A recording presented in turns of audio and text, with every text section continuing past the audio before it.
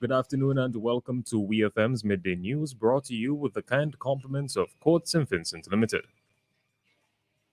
Happiness is the best deals. Happiness is great savings. Happiness is the best deals and great savings. Only at Quartz. Shop today with no cash and get 30 days to pay with ready finance. Only at Quartz. Quartz, bringing value home.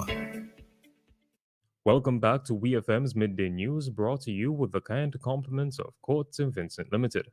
I am your presenter, Rajiv Providence. First, on the local scene, the Venezuelan Consortium of Aeronautical Industries and Air Services Conviasa has announced the inauguration of a new route to the Caribbean later this month. Through its official Instagram account, the Venezuelan airline indicated that as of April 26th, the new route establishes flights every Tuesday to St. Vincent and the Grenadines from Caracas. The airline said the new service would allow its users to connect with flights to the United States, Europe, and the Eastern Caribbean. With this action, Conviasa expands its services to new tourist destinations globally, the airline stated. Conviasa is a Venezuelan airline with its headquarters on the grounds of Simon Bolivar International Airport. Near Caracas, it is Venezuela's flag carrier and largest airline, operating services to domestic destinations and destinations in the Caribbean and South America. This year's Garifuna Survival Day, April 12th, marked the 225th anniversary of the first arrival of the Garinagu in Roatan after being exiled by the British from their homeland Caribbean island of St. Vincent. The fateful day marked the culmination of decades of bitter struggle by the Garinagu to protect their lands against marauding British colonists who desired these choice properties to expand their sugar plantations. On the 225th anniversary, Minister of Agriculture Saboto Caesar reflected on the struggle of all Garifuna. This morning, I was awakened by a text message from a Garifuna sister in Dangriga. Happy Garifuna Survival Day. We are celebrating 225 years today. I thank the Honorable Montgomery Daniel, who invited me to journey with him recently to Dangriga, Belize. The connection with our ancestors must continue to play a critical role in our forward journey. Today, together we celebrate our resilience as a people. Happy Garifuna Survival Day 2022, Caesar stated. The struggle between the native Garinagu and the British started soon after Great Britain gained possession of St. Vincent, as well as Dominica, Tobago, Grenada, and the Grenadines through the 1763 Treaty of Paris. Active cases of COVID-19 in St. Vincent and the Grenadines currently stand at 2, according to the latest COVID-19 update from the Ministry of Health, Wellness and the Environment. 4 new rapid antigen cases were reported. The number of patients admitted for COVID-19 care in country remains at 1. The death toll from COVID-19 in St. Vincent and the Grenadines remains unchanged at 106. Of the deceased, 5 were fully vaccinated, 1 was partially vaccinated, and 100 were unvaccinated. 69,895 COVID-19 vaccines have been administered in country so far, with 36,145 being first doses and 30,241 being second doses. 3,509 COVID-19 boosters have been administered. Since March of 2020, there have been 6,748 PCR COVID-19 cases reported here in St. Vincent and the Grenadines. On to news in the region.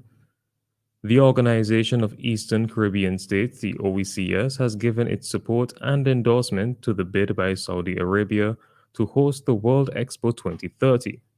The St. Lucia-based OECS Commission said that the World Expo has increasingly become a major global opportunity for international cooperation, for showcasing scientific, technological innovation, and for displaying the diversity of cultures, languages, and accomplishments of the human family.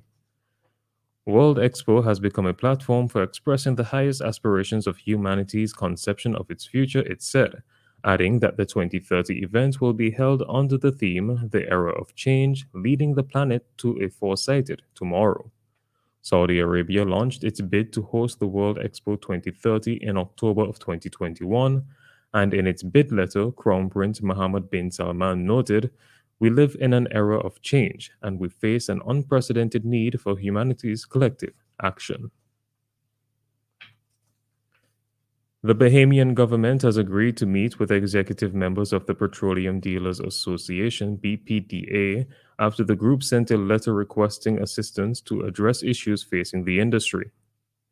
The meeting comes as some elements of BPDA plan to shut their operations over the Easter weekend in protest of operational costs, which they claimed have worsened due to rising fuel prices.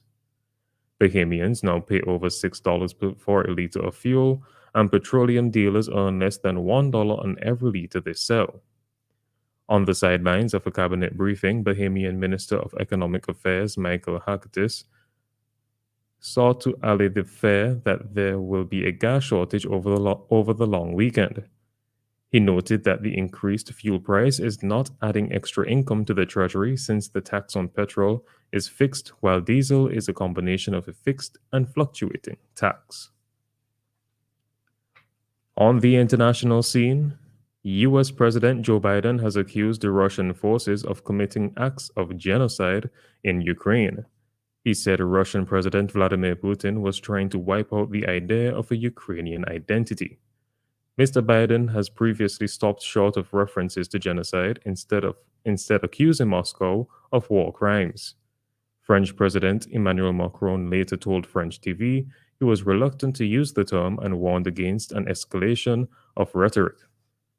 Speaking to the public broadcast of France 2, the French president said he would be careful with such terms today because these two peoples are brothers. I want to continue to try as much as I can to stop this war and rebuild peace. I am not sure that an escalation of rhetoric serves that cause, he added. But Mr. Biden insisted on Tuesday night that evidence of genocidal acts by Russian troops was mounting. And finally, in sports, Andrew McDonald has been appointed head coach of Australia's men's team. McDonald, who has been part of Australia's coaching team since 2019, has signed a 4-year contract with Cricket Australia. The former Test all-rounder replaces Justin Langer, who left the role in February after rejecting a short-term contract extension. I am honored to be given this incredible opportunity for what is an exciting period ahead, McDonald said. McDonald took interim charge of Australia's Test and limited overs teams on the recent tour of Pakistan. This has been WEFM's Midday News. I have been your presenter, Rajiv Providence. Join us again at 3 p.m. for WEFM's 3 p.m. News. WEFM's Midday News is brought to you with the kind compliments of Quartz St. Vincent Limited.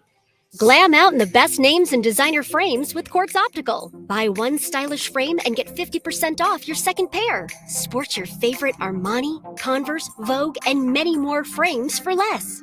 Get an additional 10% off and pay nothing for 30 days when you pay with Ready Finance. Book your free eye examination appointment online today on www.quartzoptical.com. Don't miss the opportunity to glam out. Only at Quartz Optical. Value you can see.